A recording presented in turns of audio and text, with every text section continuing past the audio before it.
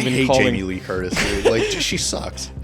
she's not even that good of an actress. I think she's terrible. Even in like Halloween, she's kind of like a non-entity. I feel like she's like. I'm like, oh great, she's on the screen again. Well, now I have it up there, and what? Anybody who comes in and sees that, they're just like, wow, this guy's full of himself. Like.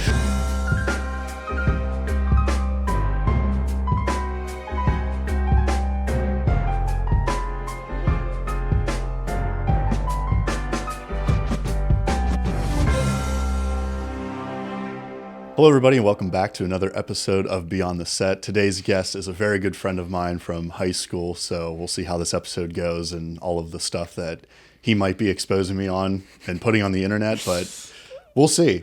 Caden Brooks, it's a pleasure to we'll see. Yeah, thank you. A pleasure to have you here. Thank you for having me on. So before we started, we'll just get this out of the way real quick. Before we started, you went to grab the mug, and I was like assuring you that that's real water. Yeah. And because I had a guest come on, I'm not going to name who it was, but they came on. They're like, can I drink this? And I'm like, yeah. It's like, why couldn't you drink that? It's like, it's water. It's like in case your throat gets dry. No, it's just black liquid. Yeah, it's like the void. Yeah, so I was just like, in case the podcast gets too boring, you could kill yourself. Yeah, it's like fucking poison. Yeah, it's like in case you're just like extremely uncomfortable and you just can't take it anymore.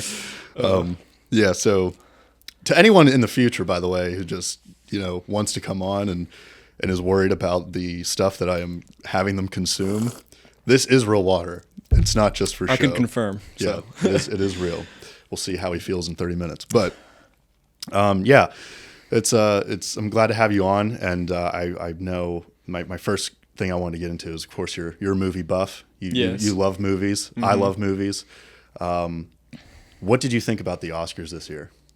Oh, it's a crazy first question. Very vague, but we can get into it. God, I have to remember what won. I was actually happy with a lot of it. Mm-hmm. Honora winning was a huge win for like indie filmmaking, and like also like I feel like the Academy in general. Yeah. They usually pick like the most like basic like shit possible, like Oscar bait stuff. Yeah, and like stuff that's like really like it's not being political isn't inherently bad. It's just they always vote movies that are like very like on the nose political. Yeah, did you watch Coda from a few years ago? I think like so. That was like was that like a foreign film? No, it was about the deaf family.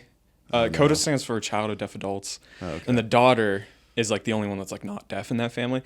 That's not really like a political thing, but like it's still like the notion that it's almost like a Disney movie, but it was like a really good version of like a like a Disney movie. Yeah. It's like the most easy, like, yeah, this is good, whatever, but like, not an Oscar winner. Sure. But like, so that's why Honora winning is really cool to me, because like, there's lots of sex. There's like, I don't know how to describe it. It's very chaotic, and like, I did watch it. Yeah.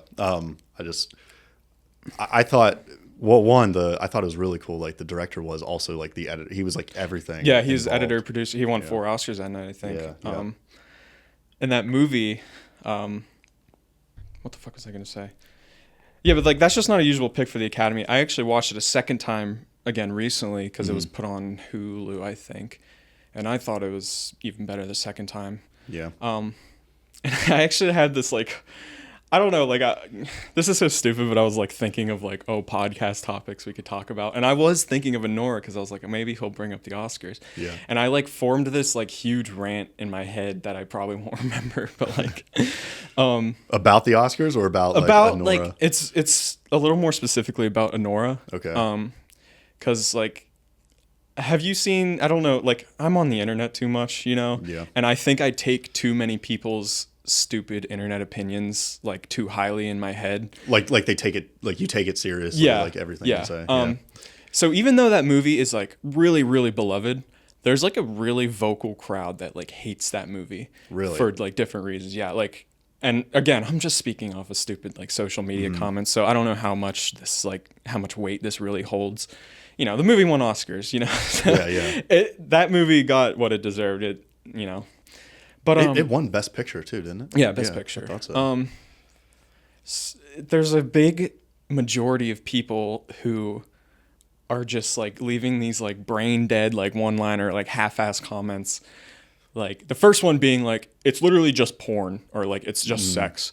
And I'm like, what the, like, how do you even like get to that point? First off, if you took off like the total runtime of how much sex there's in the movie, it's gonna have way more than the average movie, obviously. Sure. But like the whole like second half, maybe even a little before that, is like totally sex free. Yeah. I don't get like what is up Your with kids this, could like, watch that part. Yeah, exactly. Get the kids in the theater right now. Yeah, take your parents. But like I don't know where this like big like Puritan mindset came from. Yeah. You know, with like a lot of movies lately. Well, it's interesting because like, I mean, one of my favorite directors, Stanley Kubrick, well, probably my favorite by far. He often had a lot of like nudity and sexual content. Like no one ever bitched about his movies. But like, you know, now watch Eyes Wide Shut and tell me what you think. Yeah, exactly. Yeah, in case no one knows who I'm talking about, but yeah, I mean, and Eyes Wide Shut, I love that movie, and like everybody, you know, like critically, it's a critically acclaimed film, but you know, I never hear that many people bitch about it. I hear people bitch about the acting. I think it's mostly because like, you know, it's a new movie, and it won the Oscar now. And now everybody wants to form an opinion on it. Yeah. You know, like I saw one thread that had this like, it was just like those screenshot of like a YouTube comment or something that said like, I couldn't even watch like a minute into the trailer. It's like, what? So now you're just going to badmouth it because of that. I think okay, first off, you're implying that porn is inherently bad. All right. Porn is its own separate art, you know. At least in like the 70s it was. Now it's just like internet shit, you know. But like back in the day, you know, porn was like, it was a legitimate thing, and you know, they could be artsy. I don't know about the art now. I haven't watched a lot of porn movies myself. I don't even know if I've watched any, but first off, you're saying that like it's inherently bad. If you're going to say that, you might as well just be like, it's not for me, all right? Yeah. And not leave a stupid-ass comment, all right? And second, like, it's not even, like, I don't even know how you got to that point. Like, it still has, like, really good writing. Like, some of the shots in that movie are beautiful. Like, with Anora. Yeah, Anora, not the... It was, like, good writing in porn? Yeah, like, what? We're not talking about, I don't know... Behind the Green Door here. John Cena said that it was like a hardcore porn movie that he was like, yeah, I love this movie or something. Really? Oh, yeah, I'm getting sidetracked. Sorry. Holy shit. But either way, like it's still like a really well written movie. It's a good movie in a lot of aspects. I think. Yeah. I don't think it's perfect, but like it was definitely one of the better contenders. I still have yet to see 2 of the nominees from last year. So The Brutalist, I don't know if you saw The Brutalist. Yeah, I did. Yeah, I really liked The Brutalist. You did like it? Yeah. I will say it's Oscar bait. The only thing I didn't like about it was Adrian Brody's speech. That's the only thing I didn't like about the 5.5 minute speech at the Oscars. But yeah, dude, that was so funny. Like I kept laughing. Hold the music. Yeah, I've done this before. It's like, okay, Dick. Like it's like, holy hell. But I was like really happy when he won the Oscar. I was like, oh, good. And he throws his gum at his wife and like all that stuff, like the whole controversy. I was like, oh, good, Adrian Brody. And then he spoke for 5.5 minutes. I'm like, I wish it was someone else now. But The Brutalist I thought was really good. I did think it was Oscar bait. Like you know, when you watch a movie and you can just kind of tell that, you know, oh, this was made to like be like critically acclaimed film for the Oscars. Yeah. Like more recent ones I can think of is like, I think there's worse movies under Oscar bait than The Brutalist. For sure. Like I would say like 2 that come off the top of my head in the most recent years was like Maestro, which I like that movie. I thought Maestro was good. I didn't mind it. I did think it was Oscar bait. And All Quiet on the Western Front, which I also like that movie, but I do think I thought it was like totally fine. I didn't think there was anything crazy about it. Yeah. But a lot of people were saying that Wicked got snubbed, and I didn't watch Wicked because I don't like musicals, but I don't either. So here's the thing. I don't know why I started this habit, but like a few years ago, I'm going to try to see all the Best Picture nominees. So, like I said, I haven't seen 2 nominees. It's Nickel Boys and the Brazilian one, I'm Still Here. I know Nickel Boys is on Prime now, so I'm going to try to watch that soon. So I have seen Wicked. I hated it. Yeah. Not even just for like the music parts. It's just, first off, it's like completely ugly. You know, it's like one of those movies that has that like CGI like coat all over it. And it just looks like, I don't know. I just Like don't Revenge of the Sith type stuff. more like Attack of the Clones. Okay, I actually thought, I think even in that series, Revenge of the Sith looks a little better than Attack of the Clones. Yeah. But what else? I couldn't stand Ariana Grande in it. Really? Yeah, a lot of people were saying like, "Oh, she has such a good thing for comedy," and I'm like, I couldn't stand her at all. She like, I think it's like, I couldn't stand too much of the like obnoxiousness. Like, she's supposed to be an obnoxious character. Yeah. But like, you're still supposed to like, you're still supposed to like sympathize for certain characters, and like, I just thought she was like 100% on like the obnoxious side. I don't. Every time I imagine Ariana Grande in a movie, I just think it's gonna be the character Cat, like in a film, like where she's like, yeah. I just imagine that's how she's gonna act. So I just immediately don't want to watch it because of that. It seems like she's been trying to distance herself from that, probably because of all the Nickelodeon stuff. I want to know. I'm gonna get so much heat for this, but like I want to know what like. Is her health okay? Like, I don't know. She looks rough. I know. I saw a stupid headline. It was like the anorexic bullshit. I don't know. I really don't know. I don't care about celebrity that much. Like I don't read up on that many.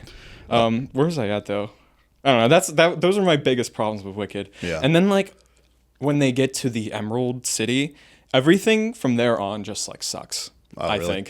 I think it gets like way too long. They're doing like the classic thing they've been doing. Do you know the term legacy sequels? It's like you'll know them immediately. It's like, you know, Scream from a few years ago. Like they bring back the old characters. Yeah, like they did with Halloween a bunch. Yeah, Jurassic World Dominion was kind of that. I think it's sort of like it's not really a legacy sequel. It's more like it's just a prequel that didn't need to be told. And I know it's a musical before, like it's a stage production beforehand. And for some reason they decided to make it into a movie. But everything that happens in there, like they do all the stupid little callbacks. They're like, it's like they show the origin of like how she got her hat and broom, or like of the yellow brick road. Mm-hmm. It's like the dumbest shit ever. like, oh wait, you said you haven't seen it, right? I haven't. Okay. I don't care if you spoil it. Well, spoiler alert.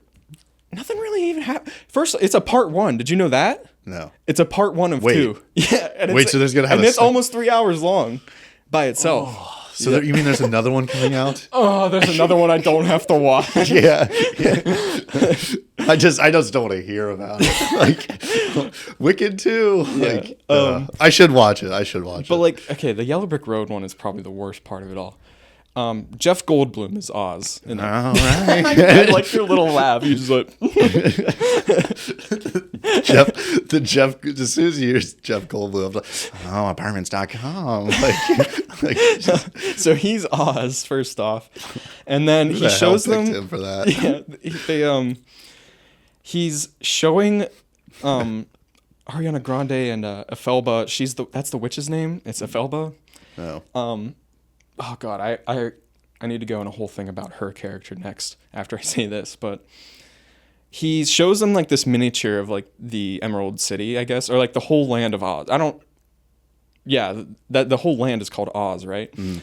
And there's this like little projection thing that like changes the color of the road. Oh, okay. And they're all like switching through the colors, and they're like, oh, the red brick road or the purple brick road, and then they change it to yellow, and then somebody just goes, yellow brick road, I like that. Like it's just like, that's how they came up with the yellow brick road. Like, it's so like, it's lazy. It's like, if somebody actually thinks like, what? That's how the yellow brick. It's like, no, just shut up. Yeah.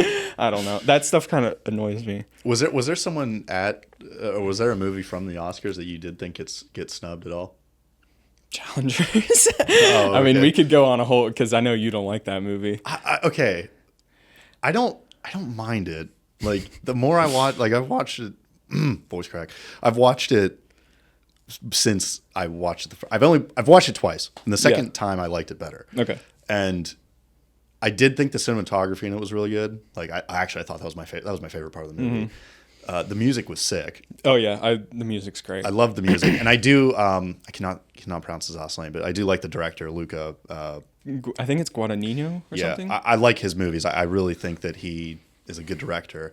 But like, I always forget Challengers was like this last run because Yeah. it was such a forgettable movie for me. It was also like really early, and it also got delayed. Like it was supposed to come out 2023, and then it came out April of last year, I think. Yeah, I mean, I didn't think it was like a terrible movie. I did. The only thing, okay, my biggest pet peeve about that movie is like when they're having a normal conversation, there's just this just going on in the background. It's like, holy shit! Like I want to hear them talk. Like, That's what I have trouble with that. Like, I don't know distracting. if you have trouble with that, even without like music. Like I have trouble understanding dialogue sometimes in the theater. sometimes, yeah. I think that happens with music too. Like I have trouble like even knowing what they're saying in music. Like Yeah, I watched it in theaters, and so like that thudding was just so much worse. yeah, I saw it a second time on a Prime. And I liked it even more than the first time. I thought like the script was really good. Like that didn't even get nominated for screenplay. I thought Dune Part 2 got robbed. Yeah, a lot of people love those movies. I'm like sort of like I really like. I Dune think the Part 2. production stuff's all cool. I don't care for like really for the story at all. I just I don't know if That's kind of how I am. Like I could give a rat's ass about the spice fields, but like yeah. it was cool seeing like Timothy Chalamet just like ride worms and shit. Like Yeah, the worm riding scene like in the middle of the movie is like the best part. yeah, But and the music was so good. And then, like I do think it was kind of bullshit that Hans Zimmer like got. yeah, I get the role, but like it's a stupid role in my opinion. I don't know. because he like used music from the first film, right? Yeah. Yeah.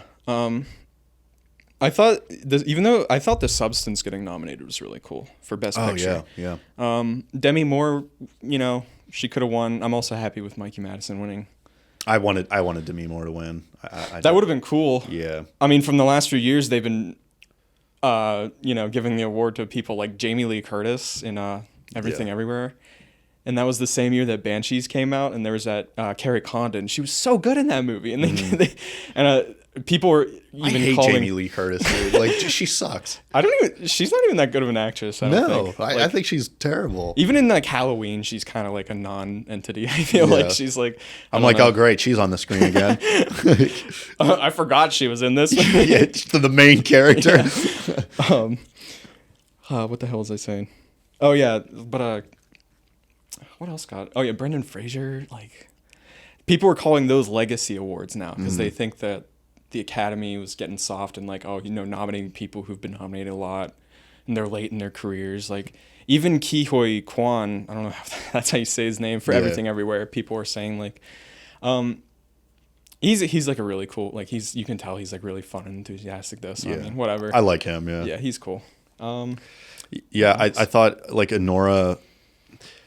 I guess like back to Anora real quick. The only thing about that movie that I have like a nitpick about is like some of the scenes I feel like could have not been as long as they were. Oh yeah, it definitely could be shorter. Yeah, like the whole movie in general. I thought it dragged a couple places, but I do think it's cool that that movie wouldn't have happened if Quentin Tarantino didn't make Once Upon a Time in Hollywood. I heard that and I was like, is that for real? Like yeah, because like I guess the director found like Mikey Madison from that movie, which I forgot she was in. And he's, that movie actually caused a lot of people to get their careers started. Like, oh yeah, I saw you had Austin Butler in there. You Sydney had Sweeney's in there. Sydney Sweeney. I didn't even know that. Yeah. Until I saw a post about it. Yeah, she's in there. What the hell is her name? The girl from The Substance. Oh my gosh. Oh, Margaret Qualley. Yeah, she's in there. And then Mikey Madison, like all four of those were in there, and that was like their like really big role. And I thought that was really cool that like he was the guy who kind of got them to do that. Cool. I do think. Well, do you see that they're making like a sequel to that? And David Fincher is going. David Fincher and Brad Pitt is starring in it. Yeah, it's about Cliff Booth. Okay. I'm pissed. At first, I saw that I was like, "That's weird," but like, I'm hoping to have enough trust in the like Quentin Tarantino's writing it, but that's so crazy. But David Fincher's directing it. I'll take it. Like I don't know. It could be good. It could be bad. I don't know. I'm itching to get another Tarantino film made. Like his 10th one. He stopped on his movie critic one. Yeah. Because did you know I just spilled water all over my crotch? That's nice. You should spill the rest of it. Okay. No, but yeah. Do you know why that movie didn't get made? Like, why was that stopped? I imagine it's just like artistic differences from production companies? No, just like it's its own like mental state. Like, Oh. I He is. Yeah, I he's got a remember weird mental state. That's for sure. You got twinge and Goblin-tino. Yeah. I saw like a quote or something that said he was like, I just really want my 10th movie to be like the best one, and I guess he wasn't feeling the best about the movie critic or something. When I read the synopsis, I really was like, oh, this is gonna be shitty. I don't even know if I read the synopsis. It wasn't. It was about some movie critic from like the 1970s, and like, I don't know. It was just like, I was like, wow, he's gonna make a 3-hour movie about this boring shit. Like, it's just, I couldn't imagine it being good. So I don't know, but he makes a lot of good stuff out of nothing. But Personally, I don't think he's ever made a bad movie. I don't. Which one don't you like? Death Proof. Really? That movie's great, I think. You what? Yeah. I think it's awesome. So, okay, I will say the first time I watched it, It's I not was bad, but it's like. Well, yeah, not the that first time I watched it, I was like, that was okay. Like, I don't know if I really like that. The second time I watched it, I was like, this is awesome. I don't know what it Really? was. Yeah, like, good. The car that kills people. it's not the car that kills people. Well, That's Christine. This is Kurt Russell killing people. Yeah. It's like I want to say it's like an homage to like exploitation movies, which are like, he tries to like, there's like the film grain that's like purposely put on there. I think Yeah. it's digitally put on there. But like it's trying to like, harken back to those types of movies. But like, I don't know. I think it's like really fun, especially like the final car chase. What is your favorite movie of his? It's probably going to be Pulp Fiction. Yeah. Years ago, I would have said Inglourious Bastards, but I think Pulp Fiction takes it. I saw that at the State Theater 2 years ago. Oh yeah. Huge crowd. Really? And it was like one of the best experiences ever because like everybody was like laughing and like even at like the stupidest like stuff. Like The first time I watched that movie, I was shitting my pants the entire time. I was like I was like whoa, like the way that all three of those stories just kind of like intertwine with each other. Like his writing, like the fact that he has only won one Oscar, and it was for that movie for the script. Like, the fact that he's only won one Oscar is appalling to me. I think that is just such a total snub. Yeah, I like to keep up with the Oscars and like, look up who won past awards and stuff, but I don't put a lot of stock in, the Academy. I do for some reason. I don't know why. Because like I think every I'm year. not saying I don't care. Like I get you. Yeah, but every time I watch it, like I watch the Oscars every year. I make sure it's like I put the time aside. Like I'm watching the Oscars. There's a bug going across the. Kill it! Don't mess up your fucking camera. I'm so glad I have you here. Yeah, what would have happened if I wasn't? What was I talking about? Oh yeah, I make it known like every year, like I have to watch the Oscars, and I do take so much. Like whatever the Oscars say, like that's just what like I really have a lot of faith in them this year, and then every year I'm pissed off. Like they give an award to like some stupid movie. I'm just like, what the hell? Like, well, dude, like, I don't know. Was this the first year it was on Hulu? I think. Yeah, because I live alone now, and I don't want cable because I'm never gonna use it. Yeah. So like I have streaming, and it was on Hulu for the first time this year. Did you watch it on Hulu or like cable? I don't remember. I think I watched it on. Yeah, I think I watched it on Hulu. Really? I don't remember. Okay. I don't remember how I watched it. Well, maybe you'll know after this. So. No, I definitely had to watch it because I don't have cable anymore either. So okay. I definitely watched it on, I guess, Hulu. Yeah. Did it cut off for you at the end? The stream? Oh, I don't remember now. It did for me. Really? Yeah, I was gonna say. Wait, for like the best picture? I think it was the last two awards. Oh no, I definitely watched the last two awards. Okay. Yeah. I don't know if it was some Hulu counts then or maybe, but like the stream just cut off at like a certain point. And I was wondering, I was like, oh, goddamn Adrian Brody and his long ass speech, and now they're not broadcasting for more than they said they would. Yeah. But like I have this friend, he's only like, it's weird to say this, sorry, but he's like in high school still. Okay. But it's because I worked with him. Whoa! It's because I worked with him at the theater I used to work at in State College. Yeah. So I have this friend who me and him talk about movies a lot, and he was like, we were like texting back and forth during the Oscars, and I was like, my fucking stream cut off, like in all caps. I texted him, I like called him, I'm like, dude, can you like put your phone near the TV. I need to hear this or something.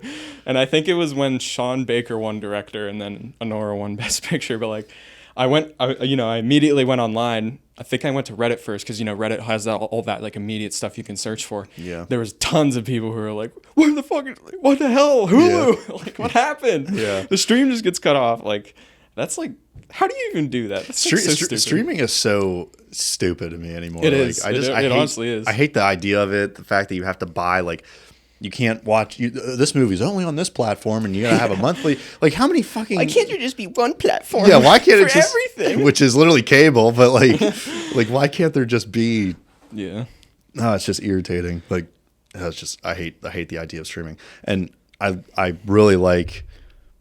I will say this, like, I've been hearing more and more and more in like the film industry, and like I think they might have even said at the Oscars about like, go back into the movie theaters and watch a movie in the theaters. Like, don't go home and like when the movie comes out on streaming and watch it there. Like, it's convenient, but you just never get a theater experience like ever. I go to see as many things as I can. I saw Sinners recently. Everybody's been telling me to watch that. Really see, like, listen, I'm the first guy to tell you that like I'm an asshole. Like when a new movie comes out, I know it all these. I'm the first one to be like, it's not that good. Sinners was really, really good. It's not perfect, but it's like it's probably the first out of 10. 8. Okay. It's the first movie since literally last year with Challengers that like probably the best movie I've seen in theaters. So there you go. You think? Whoa, hold on a second. You think Challenge? Like, what's the best one since Challengers that I've seen in theaters? And I saw a lot in theaters. What would you rate Challengers out of 10? First time it was 8. Now I'm at a 9. I literally think it's like almost perfect. Yeah. Wow. I just think it's like, I don't know. It's like, it's almost like traditional in a way. Like, it's like, I don't know. Like, I feel like a lot of movies nowadays are really leaning more towards like style. That one was just like, the big thing for me that brought it together was like, for one thing, the script, and second, just all of like, the director, editor, the score, just all working together. Like, you can tell like they're having so much fun, like just like making it almost as exciting as like an action scene. Yeah, yeah. And like, the script is like, I thought the script was awesome. What about the ending? The ending? Okay, the first time I saw it, I was like, it was definitely like, whoa, like what the hell was that? And I was like kind of unsure. Now I think I love the ending. I hate the ending. I could give you my stupid little analysis of like that movie if you want. Let's hear it. So I think Zendaya is obviously, I think, like the central character.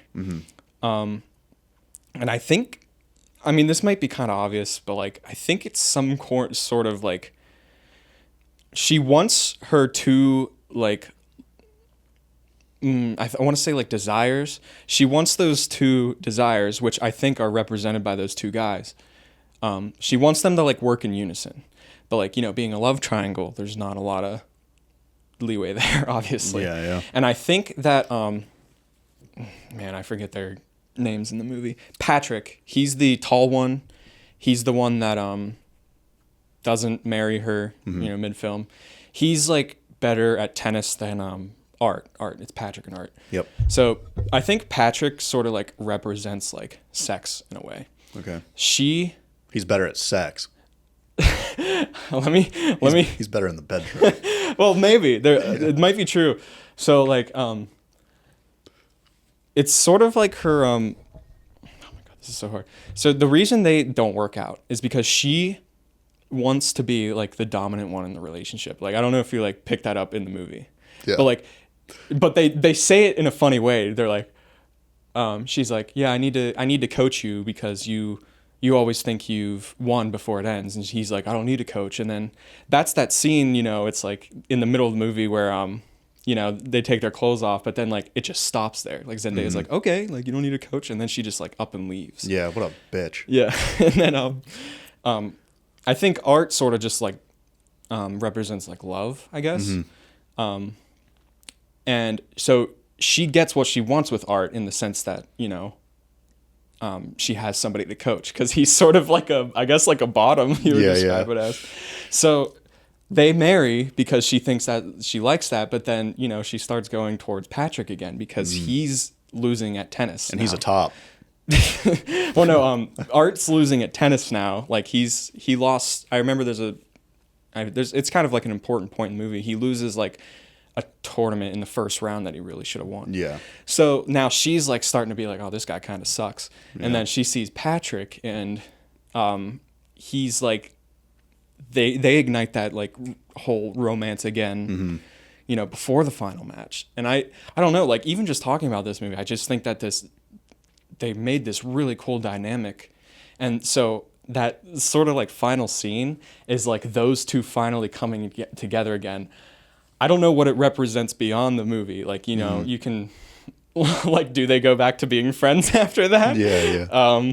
Maybe, but like it's kind of weird because now, you know, Patrick fucked her when, you know, she was married to Art and all that. I just think like, I don't know. I think that whole dynamic and how it works is like what I think drives the movie for me. I really, I did not. Wow, I must be like. I mean, like every movie, like, you know, you got your own interpretation of what you think it. Yeah, what I thought it was about tennis. But like, tennis, I think it's like because it's like that one-on-one relationship. You know? It's like it's represented by tennis in that way. That's why I went to the theaters, because I was like, oh, tennis movie, yay! So like I was like, all right, like I'm gonna go. Tennis movie. Yeah, so I'm like, I want to go watch some tennis. I think every great movie is sort of not what it's about in a way. Yeah. What's another good one? Raging Bull. Like I saw that years ago, but I've seen a lot of people say like it's like not about. It's boxing. not really about boxing. It's about his sexual inferiority, which he brings out into the boxing ring. Like, Yeah. it's like stuff like that. It's like all like symbolism. Yeah, it's like really it's really cool to me in that way. I really like like I said, the cinematography in Challengers was really good. Like that last. Oh, dude, I wish... The final match. Dude, it was so good. Like, it was so good. Like, that camera work was insane. And, like, they showed how they did it. Like, if there's a behind-the-scenes video, like, how they did that shot where, like, you're, like, the POV of the ball. And, like, how it was, like, zooming across the court. Like, that shit was so sick. And then the shot from underneath the... I should watch that. Damn, the glass floor. Yeah, like, that was just crazy to me. And, like, every time I watch it, I'm just, like, sitting there, like... like whenever, like, the music would start, I would just, like, start getting giddy. Yeah. On my second watch, mostly. Yeah. The last time I felt like that was when we watched Once Upon a Time in the West. And like that, this is like my second favorite movie of all time. Like, it's mine too, without a doubt. And whenever, Charles Bronson walks into frame and that, I was like, holy fuck! When you can make music work like that, yeah, like it's great. Like it was just amazing. Like it was amazing, and that was the first time I watched it. I've watched it so many times since then because it's just. I love Westerns. And so like it's just that movie is just so fucking good. Like I just love that movie so much. But I got a see, I can kind of segue here, I guess, because you were saying about streaming and how much it makes you mad. It makes me mad a lot too, even though I use it all the time. But physical media, like do you collect a lot, or do you get anything on physical media, or maybe like when you have a space for it, you will? I don't know. Yeah, not like... Like, are you interested, I guess? Not with movies. With music, I am. Okay. Like I have some records and stuff, but I would like to do, like collect, like, physical stuff, like Blu-rays and shit, you mean? Yeah. Because I'm huge into that. Oh, yeah. I love collecting those. And, like... I don't know. I think everybody gets like one thing in life they can like blow all their money on. And like, I don't, because I usually like to conserve, but like I love getting Blu-rays and stuff. And I only really recently got into it within the past few years. And, you know, there's all these different like companies now like making releases of movies that have never had a Blu-ray release or, you know, stuff like that. Or they're making new editions with all these like extra features on them.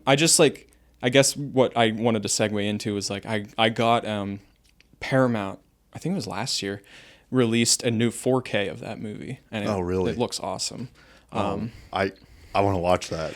We should. We got to watch that for sure. We should. I watched it. I was a little bit drunk, but because I was like, I gotta put on the 4K. I gotta get a drink, and I just gotta like, and it was still as awesome as it was. Like, is it really like that much of a different? I don't think it's like huge, but it does look like really, really nice. Like if you just like, you could probably mentally gaslight yourself into thinking it is, you know? Yeah. Either way, it looks great. Even like Criterion released Wall-E on 4K, and I got that, and it looks amazing, even for like the animation. Yeah. And I just think, I love Wall-E. yeah, I just think like physical media is so like, I think it's maybe seeing a rise. I don't know. I think it's better because, like, one, you don't ever have to worry about the quality ever dropping. That's the other thing I was going to say about Yeah. it. Internet, too. You know, if you don't have internet, but maybe you have electricity, I don't know. Like, and you don't have to worry about it going off of streaming. You just Yeah. have it whenever you're ready to watch it. I mean, I think physical media is great. Yeah, I agree. Yeah, I'm like that with music. Like, I don't have a record player. I have records, but I don't have anything to play them on. It's even like just the image of like holding it in your hand and like Yeah, seeing like the album. Like, yeah. it's something nice to look at. I do want to see now. You saying this makes me want to be like, oh, I gotta find something to collect because I don't really collect all that much. I love movie posters. I don't have a lot of movie posters. I like physical vinyls. I don't have a lot. It can be like pricey too. Yeah, though. So, I got to think of like things do I actually collect anything? The more and more I talk, I'm learning more about myself with this podcast than I think I'm learning about the people I bring on because like they're like, yeah, I'm doing this, that, and I'm sitting here, I'm like, man, I'm fucking boring. Yeah. Like, that's a good dynamic though, because Yeah. like you don't want it to all be like one sided. Sure, but then I'm sitting here, I'm like, now here's another thing on my list. Like, I'm like, oh, I gotta find things to collect now. Like, I gotta find something to have interest in other than this. But It doesn't even have to be collecting. Like I'm saying, like even like a hobby, like you're really into. Like I mean, you could even call this like yeah, a hobby.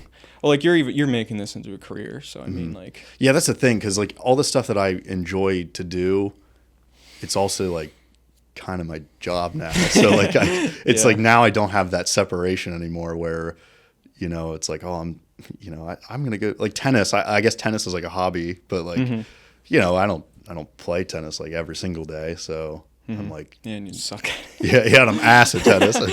God. But yeah, I mean, yeah, but that's why I went to go see Challengers because I like tennis. So and that final scene was like my favorite part. I thought that was like that. I got very giddy when I was watching that. The only sad thing I think about physical media lately is that they've been taking it out of a lot of like chain stores. Like I know they recently stopped selling like Blu-rays and 4Ks in Best Buy. Oh, really? I want to say either like Walmart or Target. I think it's Target because I think the last time I went to Walmart I saw. But yeah, like a lot of places are not selling them in person anymore. You know what has a really good selection? Barnes and Noble. I was just about to say that. Does Barnes and Noble still sell stuff? Yeah, they have lots of good stuff too, and they also have Criterions there physically, which is crazy to me because like, I mean, we kind of live in the middle of nowhere, I think, and like, it's crazy to me. It's awesome. Like I've bought so many from there. What else? FYE's still around. I just bought a bunch from there recently. I doubt that business is doing really well there, but you know. Yeah. I just imagine That's where I bought this thing. Oh, really? Yeah. Do you remember? Oh, that's right. Do you remember yeah, this? those are there. Yeah. Hold on. Tony Soprano, Scarface, Don Corleone. It's De Niro, but I don't. Oh, is that just Goodfellas? De Niro and Pesci? Yeah. Yep. Cool. Yep. Multiverse film win. Sorry. Yeah. Yeah. That's. I actually had a story like right at the very beginning when we were talking about the fake water. So now I want to go back to that. Oh, sure. Yeah. Let's. Do you know? Should I say full names on here? I don't think he'll mind. Do you know? You remember Mike Nagel from school? Yeah. He told me a funny story when he used to work at Del Grosso's. There's the boat ride, and they have to put water in there for the boats to look like boats, I guess. Yeah. And he told me that his first year he was in Kittyland a lot, and some kid asked him if the water was real, and he said no. I just thought that was really funny. So. That was it. Like he didn't say what it was. If it wasn't water, like what was said it? No. And now that kid thinks that there's real water and fake water now. That's crazy. Yeah. Wonder what fake water would be if it was like not a real thing. That's interesting. Huh. I don't think it really is. Yeah, fake water's not. Have you seen thick water? What the fuck is that? It's like water, but it's like thick. I don't know what the purpose of it is. It's like halfway between like gelatin and like liquid.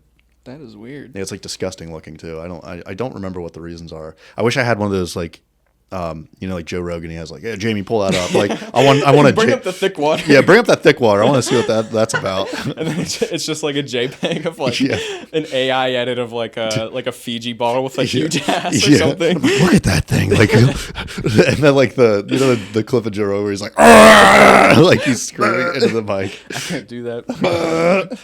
But yeah, that's the reason I started this is like I wanted to kind of replicate Theo Von. You know Theo Von. Yeah, I've only seen clips, but yeah. Yeah, like I think he's like super funny, and well, then I'm like, as we go on, like I'm like, oh, I can't say stuff that out of pocket because like he's you could. Nobody's watching this. It's like that's right. It's like this is gonna get like 2 views, but yeah, like I wanted to like have that sense of humor, like witty sense of humor, but I don't have a lot of opportunities to do it. And then when I want to do it, I'm like, let's just not say that, like, because like some people might be like, what the fuck's wrong with this kid?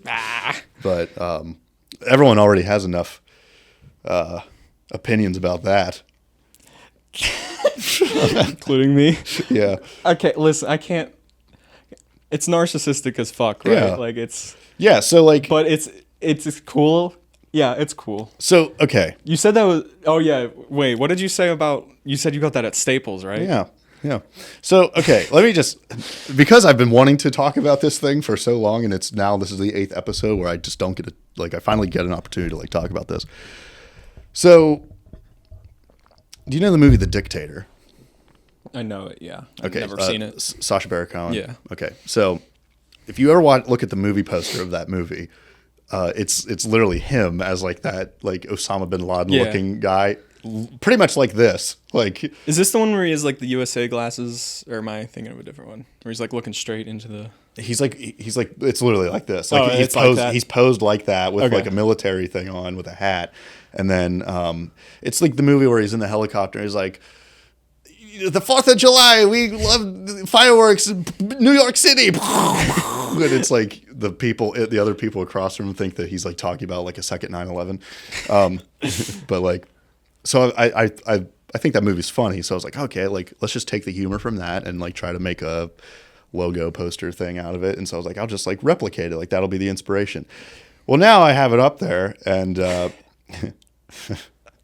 and what? Anybody who comes in and sees that, they're just like, wow, this guy's full of himself. Like, what an asshole. But, I mean, I think it's funny, but I would say probably every 8 out of 10 people probably think it's like, wow, this guy he is a narcissist. But I could never do that because even like in regular pictures, I'm like, man, I look like a fucking idiot. Well, see, that's the thing. I think I do look stupid. So like, that's why it's funny.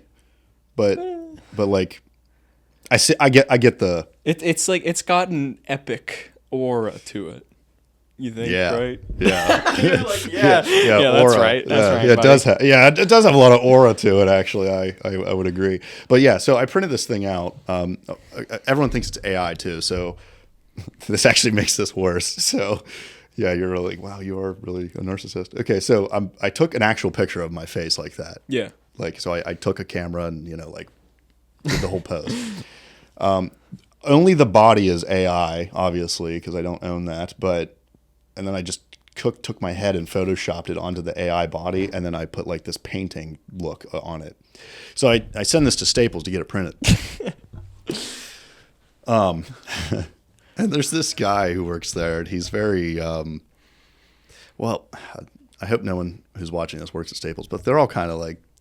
Every person who works in the printing section of Staples is like kind of the same person. Like there's nothing different about each of them. They're always decided like, man, computers or like whatever. Yeah. So the one Staples employee watching this is like, turn off. yeah, they're like a top fan until now. Yeah, so I send it to Staples to get it printed, and I head over and. I can only imagine what they thought when they saw me walking in to pick up the poster of me, and I'm like, yeah, I'm here to pick up a poster, and they do the whole code thing, whatever, and he pulls the tube out and he sits it on the table, and he's like, before I open this, I just got to say this is probably one of the best posters we've ever printed here, and I'm like, what do you mean best poster? And he's like, well, the quality of it is just really good quality. I'm like, the photo or like. like the quality of the print. He's like the quality of the print. I'm like, oh, okay.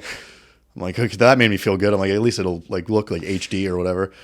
And he pulls it out, and just the thought of like you're standing there and you're watching this guy unroll a poster with this stupid picture on it, and I look at it, and then I look up at him, and I go, he's like, yeah, it's nice, isn't it? I'm like, yeah, it looks really good. He's like, what do you use this for? I'm like, I'm starting a podcast. Like, I had to explain it to him so that I didn't look like I'm just gonna hang it up in my room or something and like bust all over it or whatever. And so I'm like, yeah, I'm shooting a podcast, and it's like obviously the title and everything. And he's like, oh, okay. He's like, where can I watch it? I'm like, and this was this printed 7 months ago, so like before it even started. I'm like, well, it's not out yet. Like, I'm building the set right now. And he's like, oh, interesting. He's like, is this about you? I'm like, no. I'm like, no, it's actually really not about me, but I'm bringing people on that I want to like talk to and like get to know or like share, stuff about them. And he's like, interesting. Well, you have a good day. And he rolls it back up and shoves it in the tube and hands it to me. But yeah, it was a little awkward, but that was what I was worried about when I printed that out. That was the number one thing I was worried about, was like, what is the people at Staples going to say? But yeah, it's okay. Everybody comes in, pretty much makes the same face. Just get some it. really weird printed out. Yeah. I want to know. I want to bring a Staples employee on here and ask them, like, what's the weirdest shit that you've ever printed out here? It's just like I could imagine like older creepy men like coming there to like print out like I never thought of that. Weird shit. Like, legally, like, are they allowed to? Probably. I guess so. I don't know, dude. That's just crazy. I mean, do they open it up in front of every customer, or did that guy just want to show you? Every time I've printed something, they have showed it to me. Like, because they want you to see how it turned out? Final approval on it. Okay. Which is so... Oh, God. I don't want to imagine. Yeah. Like, some guy just, like... Yeah, we don't even talk about it. But, yeah, some creepy fuck that goes in there. And, like, the Staples employer's like, yeah, what do you think about this? Did it turn out okay? And it's like a picture of, like, I don't know, some naked woman or something. And it's like, hell yeah, it did. But, yeah, that's... Are you good at doing the Mog face? Like, with the eyebrow going up? Like the... Like the... No, not the pog. Like, the mewing face. Oh, of course I am. What are you talking about? Like mewing and like the eyebrow up. Yeah. Okay, for some reason, while you were telling that story, you said, I looked at the poster and then I looked up at him. I just imagined you doing that face. Oh. Like, tell that part again and just do that face. Yeah, so he brings the tube out, and as he's unrolling it, I look at the poster and I look up at him. Yeah. I don't know. Like, imagine if you did that, like, right in front of him. Wonder what he would have thought. Like, his reaction was like, just like, have a good day, sir. Yeah. Like, quickly trying to get out of there. Yeah. That'd be hilarious. I love that video of the guy where he's like, I'm trying to get Like, if I made that face, I'm like, just like side eye, biting my lip. Yeah, that would be funny as hell. But can we? I want to sort of sidetrack. Sure. And like 100% like real talk here, because you're on the. We got on the subject of you having a, making a career out of this. Like, yeah. I really admire what you do. Like, oh, shit. you have the balls to do what like I wish I could do. Like, really, wow. Just in the sense that like I wish I could like try and like shoot for something out on my own, but like I still work at a day job and all that. So blah blah. It's it's kind of. I mean, I appreciate that. That's like. It's scary because you always have to worry about everything yourself. Like, you don't have like I guess you don't have like a guaranteed like check coming in, so it's like that's the thing. Like, I don't know if I could ever do that. It's like it is scary because like there's times where you always have people to support you though. Yeah, and I did it for like so long, which actually this is actually a whole. I'm actually kind of glad you brought this up because all of this probably wouldn't have happened if like. Us in high school, like we didn't do all that stupid shit with cameras. Like, oh, dude, like that was so fun, like just doing that. And like I found like a real like passion for it, like from those like situations where, for context, me, him, and like I would say like two other of our friends, like Jake and Caleb. Yeah, we'd bring in a lot more too, though, like for a lot of videos. Yeah, like we made all these like. controversial, but like very Just like really stupid videos. videos that were just like a bunch of stupid kids with cameras, and like we'd just upload them to YouTube. And but like that was kind of where that passion came of like, let's create this character like Breadman or like whoever, and like let's, you know, he has this story arc and like all this, like that stuff just always was so fun. And honestly, like I know we say this all the time. Every time we talk That's what I was about gonna it, say. we Like, say this every time, like, oh, let's do it again. we got to But, make like, more. but like when we did that Breadman, like that most recent one where we brought Jake back, we threw the bread on his face, and like I enjoyed doing that, but at the same time, it didn't feel the same because like we are older now. We're not. I felt kids. kind of bad too because I left that day and I did really want to like help out on it, but you know, stupid shit, you know, gets in the way. Yeah, I was really excited going into that and being like, oh man, this is gonna, like, I'm gonna get this feeling back that I haven't felt in a while of like, you know, having fun with a camera with my friends again. A lot of it was us two just hanging out in a way, Yeah. like because there's a lot of like blooper clips and it was just us making each other laugh like with stupid stuff, you know. And the other thing, I think part of it was my fault because, you know, with all the experience I've gained since then, I came with a script, which we never did before. We never Yeah. had a script. I was taking it way more seriously on getting like really good cinematic like shots. And I don't think that's a bad thing.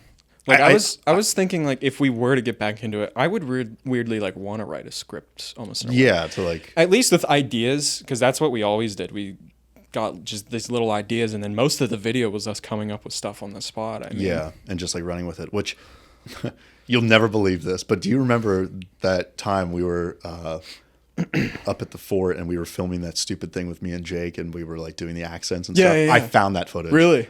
All of it. I I found all thought of it. you had it, but you just had ignored it the whole No, time. I thought I lost it or deleted it okay. at some point, but I found it all. Well, that's And, funny. yeah, so like I gotta make something. That's like the peak of stupid right there. yeah. I watched it all back. I'm like, what? Should we say what it's like? So I think it was my idea because you guys. I honestly think I'm better at like behind the camera, like coming up with ideas than I am being on camera. Like I think I'm just so awkward on camera sometimes, but that idea came about because I was like, I literally think you two like doing those accents is like the funniest thing ever. Like, what did you? It was like, oh, all right then, yeah. Like, You're all right. Yeah, shit. it was right? that accent, and I was like, I think that's like so funny. What if we just did a video where we went to, you know, Fort Roberto, our main two filming locations, because, you know, we live out in the middle of nowhere, Yeah. Reservoir Park and Fort Roberto. But we went out to Fort Roberto, and I was like, I think I was like wasn't I giving you guys like little tidbits of like situations? Yeah, you're like, okay, now imagine like, you know. That's pretty much what a director does. Yeah, you know, yeah. Just like, you know, and then, you know, Jeremy and Jake were like, Running with I it. am like glazing you the fuck off in this fucking podcast. We might Shit. as well just, you know, make this a porn. Anyway, I'm sorry. Anyway, but what I was going to say is that, like, you know, after that idea was given, you know, Jake and Jeremy would just take it, and it was like, I thought it was like the funniest thing ever. And there was like, I think the funniest part I remember from that was when you guys broke character, and it was Yeah. even funnier. Yeah, because we'd start laughing. Yeah, because you guys were like doing the stupid shit, and then Jake was like, "What the actual fuck are we doing?" And then you'd go back into character. Like I remember, was it when you guys were in the porta potty? Yeah. I think it was when you were So like that was like, that's like weirdly the only part I remember of that recording. And if you could find some good stuff with it, I mean, I'd love to see it. Yeah, there was there was some weird shit. Like, granted, we were like in high school, but like there was this wooden horse on like the cabin that was back there. Oh yeah. And like we go up to the horse. For context, this horse is made out of literally just a log with like sticks as legs, and then like another stick coming up as the neck, and like a board, like boards or something, like making the head. So like the ass of the horse is literally just like the end of a log, and like me and Jake go up to, we're like, fucking hell, look at the ass on that thing. Like just whatever we were saying to The it. ass on that ass. Yeah. Like we kept picking the horse up and we're like carrying it around. And it was just like, probably, I mean, it's federal property. We probably were like not supposed to be doing any of that. But Now you gotta edit that, or just put it all together and just. yeah, I might just like do that and just like have it unlisted somewhere so that nobody could see it other than like people who were there. But yeah, but that whole time period was like kind of what really started Yeah. like the roots of all of this. And There's always like That's cool. a time that I don't know. I always want to go back and like just try to do those stupid skits again. Which actually, well, with that YouTube channel that we made where it was going to be all of us, like I still have probably 4 or 5 different scripts written of like skits to do. And they're just sitting there. They've been sitting there for years. And like, I think we should really try to make something with them. I think we could. Cause it would be funny. The biggest problem has always been like our friend group having the commitment to like, you just go and like, they're like, oh, it's stupid. Like, who cares? Cause like we're all doing our different things, found our different passions and stuff. But yeah. I think if we really plan it out, we can make it happen. Yeah. Which, we have said like many times. Over the last 3 years, we've said it so much. I do want to make it happen. I just, It's just like timing and stuff. And like, it's one of those things that you like reminisce on and you're kind of sad about. Cause it's like, oh man, I wish it was like kind of like that again. Cause now we're in our early 20s and life is just ass. But like, I can't stand it. Yeah. It's just like when you wake up every day and you're like, fuck. But yeah, it's like you don't have that like that childhood of like forgetfulness and like who gives a shit about whatever, you just it's what it is. But yeah, what are you gonna do? See, what sucks about being on a podcast? It's having to listen to the other person. I'm just kidding. I can't stand in a way it is because during that whole Oscar conversation, I remember there was like 10 different segues I wanted to go to, and now I can't remember a single one. Yeah, that is the worst. Like, what the hell were we talking about? Yeah, because like there was things that you would say too, and I wanted to like pipe up, but I was like, no, just let them talk. But I'm sure we could find something. Yeah, I mean, we can go back to the Oscars. Like they was there well, actually no. I wanted to do this, and now's a good time to bring it up. Oh, I think I know what time it is. Yeah. Okay. It's time. Ding, ding, ding. I need to have like an intro thing, like this segment. Blind ranking. Yes. 5 directors. Directors, okay. You don't know who's coming next. You could also do movies if you wanted to. We'll do movies. I'll try to think of 5 movies. I have the 5 directors, but oh, you have them like in your head already? I have them in my head already. Oh, shit, okay. Because every time I've done this, I don't have it prepared. Is this because you're interested in personally seeing like what I would rank between them? Yes. Okay. Yeah. It's not like just random. Okay. Well, they're kind of random, kind of not. Like there's some in there that I know you like. Okay. But oh god. All right. So blind ranking 5 directors. Yes. And you don't know who comes next. Yes. Number 1, Steven Spielberg. Well, fuck. I'm gonna put him at number 2, just at the hopes that you will say someone I like more than him. So we'll go with number 2 for Spielberg. Ew. What? Nah, I'd put him in like 5, bro. What? Spielberg? Oh my god. Overrated. Are you fucking kidding me? I think he's completely overrated. He's like the master of the blockbuster. He like created the blockbuster. Yeah, but like, I just don't like his movies. What? All right. Just keep going. All right. Sergio Leone. Well, fucking hell. What the hell? All right. It just gets harder for me. Yeah, these are going to be all people that like I really... I'll put him... Should I make the bold move and put him at 1? He's going at 1 or 3. Because I don't know where you're going after this. Fuck. I'll put him at 3. We'll see where this goes from here. But Okay. I might, if that were the other way around, I might put Leone above Spielberg. Even though I love both of them a lot. All right. David Lynch. 1. You said Really? it there. I love David Lynch. Wow, I didn't know you liked him that much. He's like top 5 or 10 total. Damn. Okay. Well, these two are going to be little... Yeah, these are going to be ass. Yeah. Okay. Quentin Tarantino. Well, there goes that. I'm going to have to rank these afterwards, even though they're all my favorites. Well, I guess at 4, because I have no choice. And then the other one was Stanley Kubrick that I was going to say. 5. See, that is soup. You picked a really good list. Yeah, that's a hard... That's like... That is literally like all the best ones. Yeah. I mean, I might as well say this. I was going to be a dick and put Billy Wilder in Yeah, there. I was going to say, like, my favorite is Billy Wilder, like, ever. I knew that, but I was going to be an asshole and put him last. Like, he would be the last one that you had to choose. Hitchcock actually might be number 2. I don't know. Hitchcock? Like, ever, yes. Really? He's definitely in the top 5. I've never done, like, see, I love ranking stuff. I've ranked, like, my favorite films. I've never done directors. 1, because it's hard as shit, and 2, because I still have, like, so much I still need to see from... like acclaimed directors I've never watched a single movie from. So, oh god, what would my ranking be with those 5 though? Like, yeah. I think Tarantino would have to be one. He was the first one, that I like loved and discovered. Like the first time I really was like, oh, this director's good, instead of just like looking at individual movies. He might be number 3 on like the all time. Like after I remember for a very long time he was your favorite. Yeah, he was my favorite. So Tarantino would probably be number 1 on this. 2 would probably be David Lynch. And then we got Leone, Spielberg, and Kubrick. Oh my god. I don't know, man.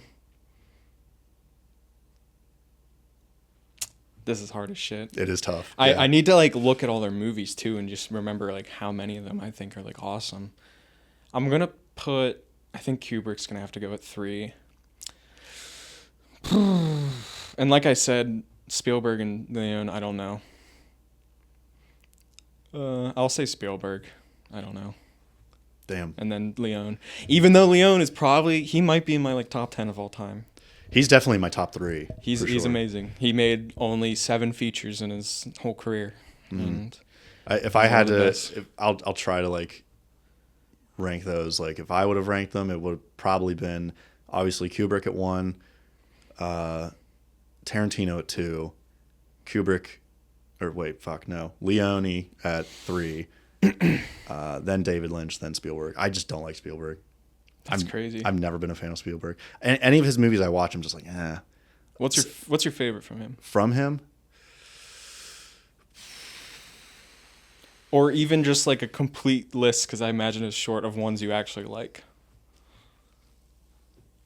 Favorite from Spielberg is tough because, dude, I just don't really like any of his movies. You're like not Raiders of the Lost Ark. I was gonna say, are you an Indiana Jones fan? Yeah, or? I like Raiders of the Lost Ark. Jaws or no? No, hate Jaws. What the fuck? Jaws is boring. Have we ever talked about this? I don't think so. I can't believe this. Yeah. Are you my friend right now? Yeah, but like, I don't like Spielberg. I don't. Saving Private Ryan was okay, but I hate Tom Hanks. Yeah, I can see that. Oh no! No!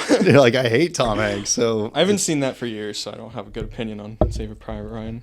But yeah, like Spielberg's just not. He's just not it for me. I think his movies are just very basic, and like he doesn't have a. Maybe this is just me nitpicking, but he doesn't have really like a niche, in my opinion. Like he makes a. He doesn't have a niche. I think he sort of does. I'm not like I'm really bad at putting it into words. If I asked you like, okay, what does a Spielberg movie look like without saying the word blockbuster? What does a Spielberg movie look like? I think they have.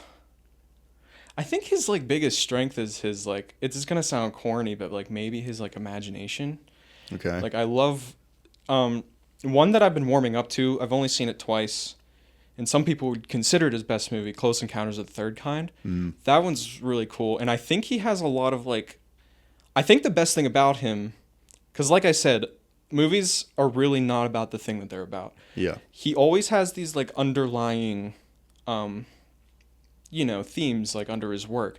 A lot of it... I know... Okay, The Fabelmans came out a few years ago. I didn't like that movie. Yeah, I didn't like I it know. either. I know it's, like, cliche to say, like, the director's old stuff is way better than new stuff.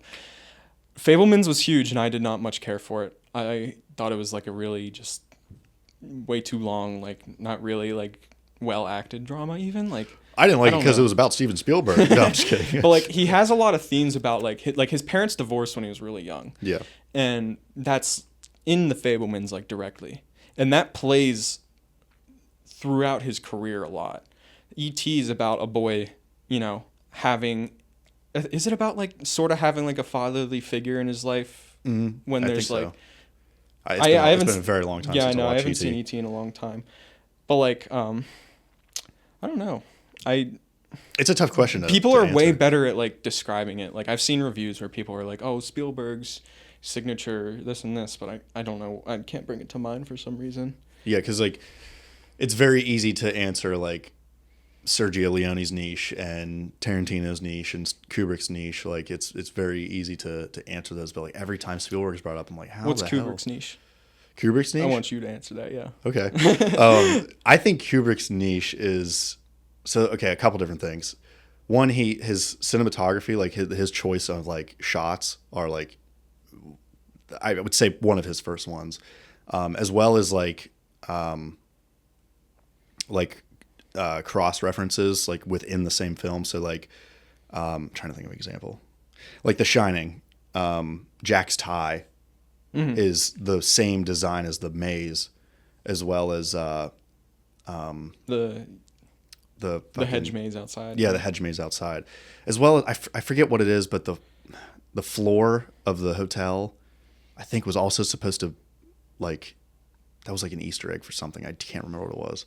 I thought the floor in Toy Story was an Easter egg to that movie. That carpet design. I'm trying to remember. Yeah, that was original. I think the carpet. I'm trying to remember that. Okay, maybe that's what it was. So yeah, never mind. Scratch that. But yeah, the cinematography, as well as like his, whenever the women in his films, like the way that he writes those characters and like has those characters portrayed, with exception to like Clockwork Orange, because like that's different. But like Eyes Wide Shut and The Shining and stuff, like the women, I guess it's like human body, like the way he sees like the female human body, I think is really cool. Like especially in Eyes Wide Shut, but well, I guess in Clockwork Orange as well. Like because like there's tons of that shit all over the place. I always thought that was kind of like an artsy touch of his. There's another one I'm trying to think of, and it's like completely lost my mind. But Is this on like the women theme, or is this? No, it's different. I think the tough thing to pinpoint about Kubrick too is that he dabbled in literally like every genre. Well, yeah, that too, yeah. Like he made like a crime noir with The Killing. I love that movie, by the way. I think that's better than some of his acclaimed ones, personally. He made obviously science fiction. He did a period piece. He did a horror movie. He did multiple war movies. Paths of Glory is a really good one too. I know most people will go to Full Metal Jacket, but yeah. Sort of an erotic thriller with Eyes Wide Shut. Like he's so hard to pinpoint, and I think he like has a lot of themes across his work.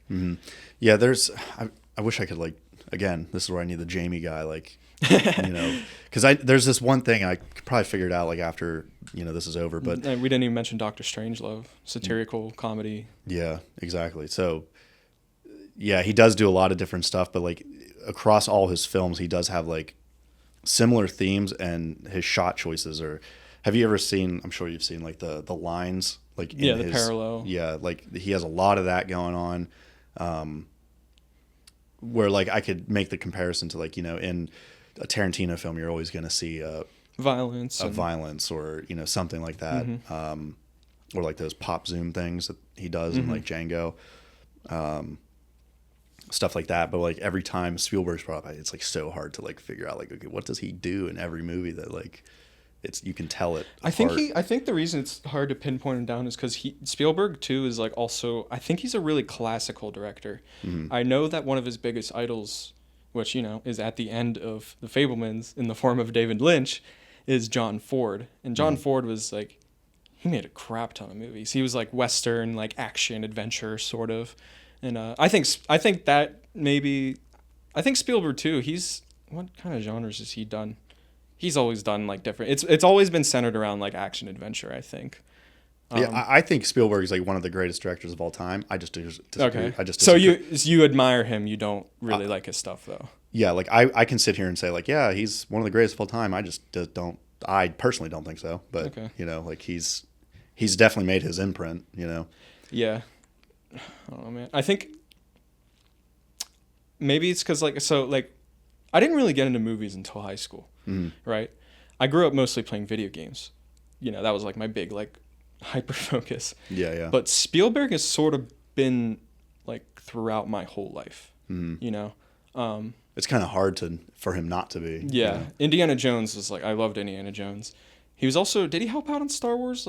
Or he was just friends with George Lucas and yeah, I think he had some influence on it though, to my knowledge. I figured because he's like, yeah, he was always like good with working with that kind of stuff. But like, I don't know. I guess Spielberg's sort of been like all throughout my life just because of that. I don't know. I think he's great. I guess I respect the opinion though. Yeah. It's hard to like, I don't know. I've never watched like a Billy Wilder.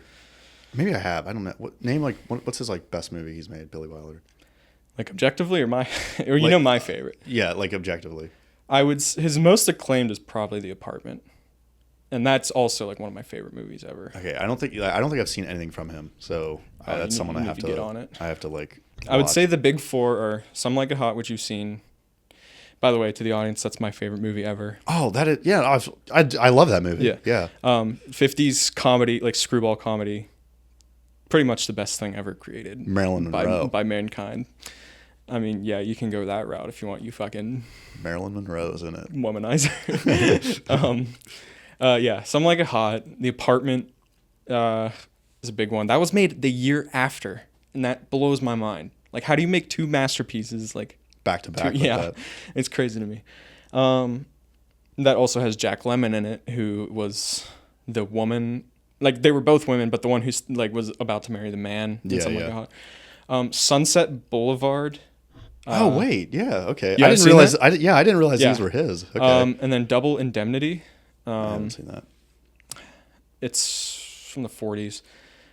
Love that one too. I mean, yeah, I've seen Some Like It Hot because you showed me that movie, and I've had previously seen Sunset Boulevard before. Oh, okay. So, damn, I didn't realize that was him. Yeah. Okay. Double Indemnity. So like he has like two modes throughout his entire career. It's like comedy and like cynical film noir. And but even in his like, his like really dark film noirs, there's like, it's like that kind of comedy. How do I describe it? It's like I don't know how to describe it. It's like whenever somebody like makes fun of another character or something. Satire? No. Like so there's this another one.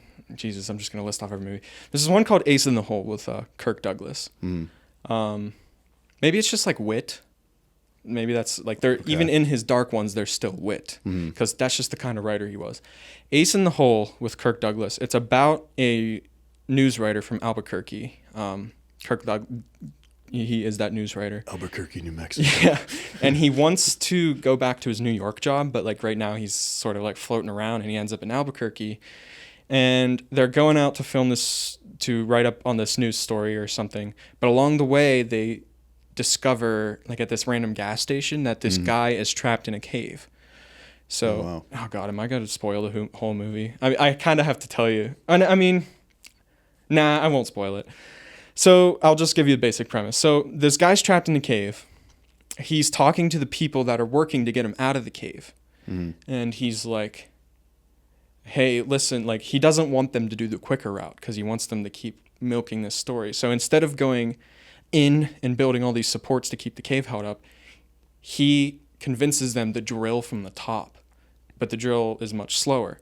So it's like a race against time. This guy in the cave is like near death while they're like drilling down. So I won't spoil it from there, but like, oh shit, the whole thing that started this was that he still has that witty writing even in his darkest films. There's one line where these other reporters are trying to go in the cave, but for some reason he's just like telling them, no, you can't go in there because he's getting all the newspaper prints. And then he says, you're in the boat, I'm in the water, or something like that. Like I thought of that because I think I've read that quote somewhere of that movie, but like it's stuff like that still shows up in his work.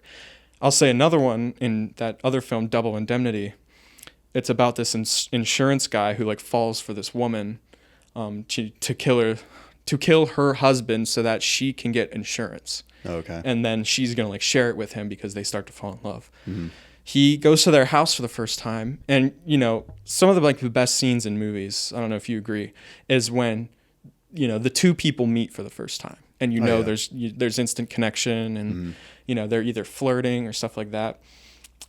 The first time he sees her, she's at the top of the staircase, and she, I think, had just gotten out of the shower or something. So she has a towel. Her shoulders are exposed, and maybe even for the 40s, that was kind of racy, with the Hays Code and everything. Yeah. So she comes out like that. It's Barbara Stanwyck, and he's talking about her insurance, and he's like, "Yeah, I just wanted to make sure you were fully covered." That's like awesome. Like that line, like that reminds me of like a airplane joke or something. Oh my God. Yeah. It's like I don't know, just like lines like that is like it's what makes those movies. Like, Yeah. in my opinion, like I don't know. No, I agree. I agree. Which speaking of Airplane, and this will be the last thing I want to talk about and touch on. But do you see they're making a new Naked Gun? What are your thoughts on that? Like what are you foreseeing? Like do you think it's gonna? So, my main point is concerned is Liam Neeson. Like I just don't know if he'll have like, that Leslie Nielsen touch. Yeah, I think that's Did why he they. even I think say- that's why they chose Liam Neeson, because it sounds like Leslie Nielsen. Yeah, but you can't. I feel like you can't just say lines dryly and expect it to be funny. Like Leslie Nielsen, I feel like was a savant at that kind of thing. Yeah. I'm worried that Liam Neeson's just gonna like say something and it's gonna sound like, oh, I'm just listening to the guy from like Taken or something. Yeah. Like it's not gonna sound like it should be funny. What gave me faith in it was that O.J. Simpson. Yeah, the O.J. line. Simpson joke was funny. Yeah. And it's funny that they put that in the trailer. Like I'm just wondering, can you match that level of? Because it wasn't the same guys who wrote it, was it? Like it wasn't Zuck. Was it Zucker? I don't know. Zaz? I don't know actually. I didn't look up like the writing credits or anything. Yeah, I wonder if it is them. Because if it is them, then like we're good. Yeah. Jim Abrahams unfortunately passed last year. I know Jerry and David are still at it. Or I don't know if they're still making films, but they're still alive anyway. Yeah, they're still kicking. Well, yeah, I'm kind of nervous, but I'm excited to watch it. I think we should go to the theater and watch that movie. Yeah, when I'll comes do out. it. Okay, just like one, I guess because it's been on my mind, I want to talk about like one movie that has like a really great ending. Okay. And it's another like old movie, Sure. just because we're talking about that sort of thing. There's this movie. It's a British movie, I think. It's also like a film noir from 47 or 48. And, before I get into this, like this movie's like it's sort of obscure only because it's old. But the thing is like I'm not trying to be like, oh, I've seen so many obscure movies. I've seen a lot of obscure stuff, I have, but I've also not seen a lot of like popular stuff. Yeah, so yeah. like I just want to say like, don't take my opinion for granted, but like I don't know. Anyway, Brighton Rock, that's the title. I don't know. I feel like Wait, Brighton Rock. Yeah. I've heard of that movie before. You've heard of it? Yeah. I think it's also a book, and I think it also got a remake sometime in past the 2000s. I think it's a Queen song also. Oh, yeah, it is. It is. Maybe that's where I've heard of it. Yeah. Anyway, I think it was originally a novel, and I want to talk about the ending of this movie because I feel like I just have to share it with somebody. I don't know. Sure. Because I don't really talk to a lot of people about movies, but like, so this one I sort of have to explain the premise, and it will spoil it because I have to talk about the ending. But so Richard Attenborough, who's not the narrator guy, I think he's like his brother, of all the Blue Planet shit. Yeah. Okay, Richard Attenborough, he's And like as the lion will go across the Serengeti. he's really young in this movie, and it's a gangster movie. So he's playing like a cold-hearted gangster, but he's playing like a really young one. Like I want to say he's only supposed to be like 18 in the movie, and he's like the head of this mafia. Only because I think their previous boss just died.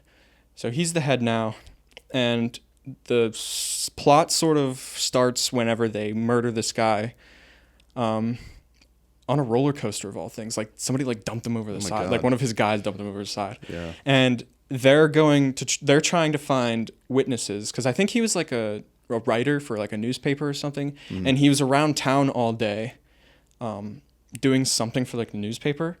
So they're going around trying to find witnesses, obviously, like either kill them or like give them money to tell them never to speak. They get to this restaurant and there's this young waitress who, she like remembers him. So in the movie, the main gangster, Richard Attenborough, his name's Pinky. He decides to like date this girl, to try and keep her from testifying because that's like a law. Like if they're your wife, they can't testify to you against you in court. So it's got this really great setup. The whole time you're kind of wondering like, does he actually like her or does he hate her? Because he just wants her to be dead because she was a witness, So in the middle of the movie, they get married. It happens how he wanted it to. And then they're in this like plaza or something. And there's a booth there to make your own gramophone record. So she's like, oh, please make one. I want you to make one for me. And he goes, all right. So he gets in the booth. She can't hear anything, but it's this great shot where she's like behind the glass and she's like looking up at him. But can't hear yeah, what he's saying. she's like all lovingly with her eyes and everything. And he's like in the booth, like he looks at her and he's like, you asked me to make this gramophone record. What you want me to tell you is I love you. Here's what I really think. You're a little slut. And I want you to, yeah, and like this is the 40s. And I was like, whoa, that's in a 40s movie? And he's like, go back to where you came from or something. And then he has the gramophone record, and she keeps it. So she has it for the whole rest of the movie. And it's like, what the fuck is happening here? So she gets like really close to playing it in this one scene, but it doesn't quite happen. Like something gets in the way. And then I forget what leads up to this, but he like sort of convinces her that they need to die in this like Romeo and Juliet way. Okay. Because I think just because he wants to kill her, honestly. Yeah. I think there's more detail to it. I can't remember. But they go on the pier, and then the cops are like notice that they're missing, so they go after them on the pier. In typical noir fashion, he gets killed. Luckily, the girl survives. So she has the gramophone record, and he's dead. And she's like kind of delusional throughout this whole movie. She's like, I forget who she's talking to in the final scene. I don't think it's a major character, but it's another woman, and the other woman's like, get over that boy. He didn't love you or something. And she's like, no, he really did love me. Listen. Oh, shit. Yeah, she plays the gramophone record, and it's like, you asked me to make this gramophone record. What you want me to tell you is I love you. I love you. I love you. The record skips, and the movie ends. Oh, my like, gosh. That's like such a good ending, right? Like, damn. See, like, I feel like I wanted to like talk about that movie because like it's one of the best. It's not one of my favorites, I would say, but it's like probably one of the best ways to end a movie. That is a really good ending. Like, and it also like brings the theme together. You know, like in gangster things, it's always about the gangster who's, you know, thwarted masculinity, and he has to do all this stuff to make look like he's tough, all rough and tough. nuts. So that's what he's doing like the whole time. He wants to be respected, even though he's only 18 and his name is fucking Pinky, for Christ's sake. Like, there's an art to naming characters, and like, with Pinky, like that. It's just funny and it's ironic. And even in death, the gramophone record, you know, he's still not the masculine man he wants to be because of that. So it's like, I don't know. I just felt like I had to talk about that. That's good. Like the way you think about movies is like way deeper than like I think I go. Like I'm always like, oh, this could symbolize something, but like I've never like tried to really. Well, I think that's the apart. thing. Like, I'll end on this final note. Hopefully, God, I can't stop yapping. I think the thing that's become increasingly more interesting. You know, you're constantly learning. Like the more you're going on about, like you're watching movies and stuff like that. The thing that's become more interesting for me is like, why do we even create movies? We tell stories, but what makes a good story, you know? Yeah. And usually that involves like a character, you know, going through a series of events, like, and then they learn to change at the end. Or, you know, in the case of like a film noir movie, they're usually like, you know, cynical's the word they always use. They usually, you know, die because they don't learn their lesson. Like they go too far. Yep. And, you know, we make movies because you know, it touches you personally in some way. And I've been trying to get better at being like, why do I like this movie so much and not this movie? Yeah. And I think when I get really deep and I'm like, okay, what does this character want? What changes for them by the end? It's like boring when you think about it that way because, you know, what really makes the movie is like the creativeness of the team, you know, the director, the writer, the stuff you do with the camera, and like the tricks you can do with the editing and stuff like that. So that's why like I just continue to like keep this hobby sort of, and I like want to keep it going. I have lots of movies I still want to watch, even though I've seen more than, you know, the average person, but You've definitely seen more than I have. I don't actually watch that many movies, like, to be honest. Like, I don't. What a fraud. Yeah, I know. It's like I'm making them, but I'm never fucking watching as many as I should. And I don't know how many people know this about me, but I keep track of like not just movies, but like everything. Yeah. It is kind of a tiring hobby, but like I keep track of all the albums I've listened to, even if it's just like marking it on a website. Like that's it. Like, oh, I've listened to this once. Or television, I mark all that. Those are the big three, like television, music, and movies. Yeah. Oh, and video games too. Yeah, because I'm a big video game guy. Yeah. But yeah, like. Yeah, I wish I kept track of like the stuff I watched and stuff more, but I don't. See, like that's the thing. I don't know what to talk to you about sometimes because I'm like, has he seen this movie? Has he not? Yeah. I guess I should just be like, hey, have you seen this? Yeah, I Whatever. do see a lot, but I guess I don't at the same time. Like for someone being in the industry, I should watch way more, but I don't. Yeah. But, Well, like I said, I still haven't seen a lot of popular stuff. I still haven't seen like Brokeback Mountain. I know that's a huge damn, one. that's crazy. Dude, that's my favorite movie. Yeah, I fucking love Brokeback Mountain. I can sit here and talk about it all day. Yeah. There's still a lot of like popular stuff I haven't seen, so I'm watching more every day. So Yeah. I recently just got done watching all the Mission Impossible movies for the first one, so Oh yeah. they're all good. They're literally except 2. I'm sorry. I I don't like action movies. Really? No. I've got a weird taste, dude. Like I don't really like action movies. I'm not a big fan of horror movies. I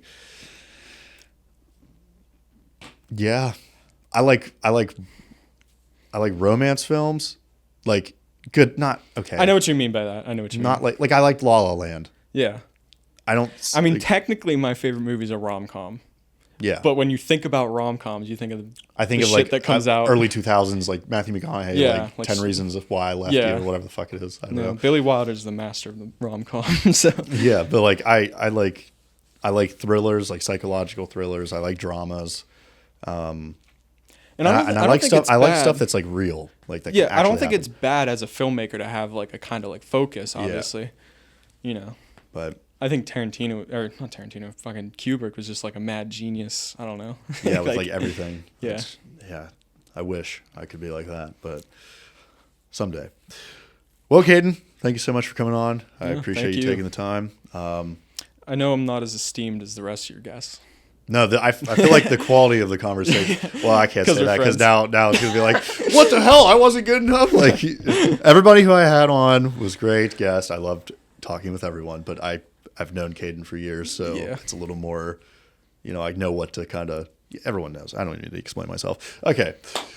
Well, thank you everybody for watching another episode of Beyond the Set. I hope you all enjoyed. Caden, thank you again for coming on. Yeah. And don't forget to like, subscribe, share, support the channel. And yeah, everybody take care. Hit that like button. Yeah. Hit that like button, everyone, for 5 big booms. Boom, boom, boom.